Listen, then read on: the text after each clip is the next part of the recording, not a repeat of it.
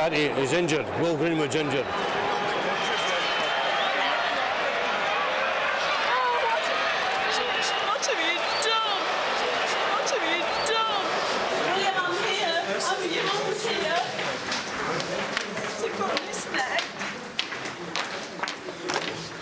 Still.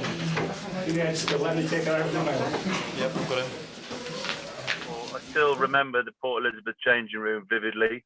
I still remember so much about that tour, but the next time I woke up from that experience, I was watching Jerry drop a goal. That's my next memory, and I think that game was a Tuesday night. So I have 4 days of my life that just don't exist. William, what have you done is a line that my friends often replicate when I'm in trouble or had a few many scoops in the last 20, 25 years. But is it a funny story? Watching that, do you know what? We're much more comfortable living with our emotions. I was pretty frightened just watching that clip, if I'm honest, and it still knocks me just watching that. I haven't watched that for 25 years, and it's properly just reminded me what lads put themselves through to win Test series. Let me just say this: we watched that game in the hotel in Durban because the lads flew up, didn't they, to Bloemfontein, and I think we all thought, we're the lucky ones. We don't have to go and play the Free State and all the rest of it. But their performance that night was just utterly inspiring. It was it was just one of the best games ever to watch. And, it was just, for the lads doing the sort of Tuesday run to Bloemfontein, was just an amazing game. And I remember Gibbsy said, he was sat there, he said, I wish I'd played in this game. Yeah. So I wish I'd played in it. That's how good it was. We probably thought, we're lucky, we're staying in Durban, we're not going up there. But it was just utterly inspiring to watch. The great thing is, all those lads say we were better than the Saturday team, and good on them, because they played the Transvaal game, that game, the emerging Springboks. He just blew them away in where was that? Wellington, near Cape Town. 50 points before the first test. Just incredible stuff. Is you'll meet each other in the street in 30 years' time, and there'll just be a look, and you'll know just how special some days in your life are. We've proved that the lion has claws and has teeth. We've wounded a springbok. When an animal is wounded, it returns in frenzy. It doesn't think. It fights for its very existence. The lion waits, and at the right point, it goes for the jugular. Today, every second of that game, we've talked about what they're going to do, or everybody else has. We go for the jugular. Go out, enjoy it, remember how you've got here and why, and finish it off, and be special for the rest of your lives. Jim and I, when we talked about the test matches, and I think collectively we did, we always said if we were in the game with 20 minutes to go, I always felt we would win, because I think they didn't have that discipline. And the key thing was just fighting for our very lives for that 60 minutes to be in, to be able to win the games in the last 20 minutes, and that was a great thing. I mean, just seeing, now the players, just the way the players, incredible group, just fought to stay in games collectively, and it never disappeared.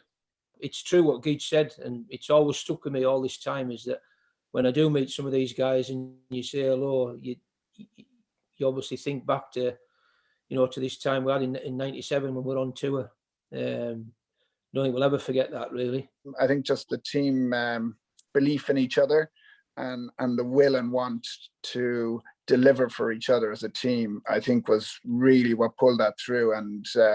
And you know what? I think mentioned earlier, if it was 1-1 in the third test, I think we'd have gone and won that. To be picked for the Lions in 97, for me was a real special thing. receiving a letter to be invited to that tour was amazing and sort of justified a lot of sacrifice by myself and family members. In terms of that tour, as we all know, it was the first tour in the pro era, really. But respectfully, it was still very amateur. I think the balance between the social and the rugby and the effort was spot on, and that's down to Fran and obviously Geach and Jim. My favourite time in terms of playing rugby, the way we played, and we just wanted to get stuck in and keep winning midweek to give the guys the best opportunity going to those test series. That second test, when I come on, I've seen that video a few times over the years.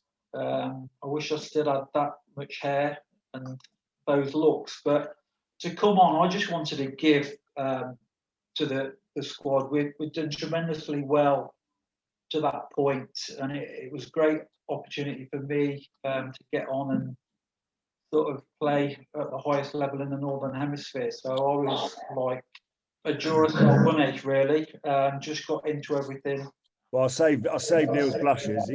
He turned the ball over. He got a turnover that no other player would have ever got hold of. I don't know how he got that ball, and Jerry should thank him for that, because that's the ball that ultimately when he dropped the goal with. But I think Gregor went wide and we got turned over, didn't we? And somehow he managed to get a turnover into a turnover, and the ball popped out into Keith's hands, and that was a massive moment in the game. We'd given that ball up. I'd given that ball up. I was next to that ruck, and it was just backy in there at about 6 Springboks. And I thought that, I didn't even go into the ruck. Like you say, he nicked it. And then Woody, Keith had the football skills to put the kick in.